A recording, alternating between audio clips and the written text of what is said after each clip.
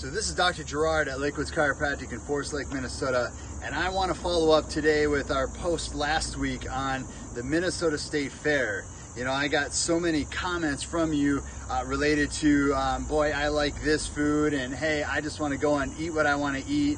I never realized that such a group of you would be offended by Sweet Martha's, or protective of Sweet Martha's cookies and cheese curds. But regardless, last week was great, and I'm just having fun with you guys.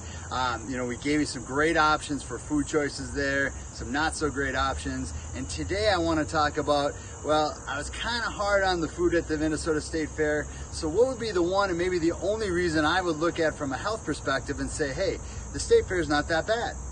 Here's what it is: walking. Average person in the world should walk on average, they'll typically say a day about 10,000 steps a day. A lot of health insurances and a lot of companies will try to get you to walk 10,000 steps a day, which is really the equivalent of about 5 miles, give or take. Now, a lot of the countries in the world do that.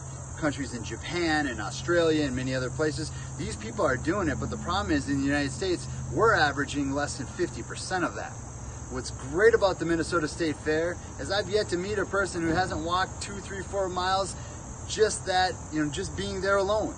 So walking is great for health, for wellness, for energy, for vitality. And hey, you go to the State Fair, and if you'll walk, you might get your 5,000 steps, and you will more than meet what you have to do a day. So maybe that's the one and the best reason to go to the Minnesota State Fair.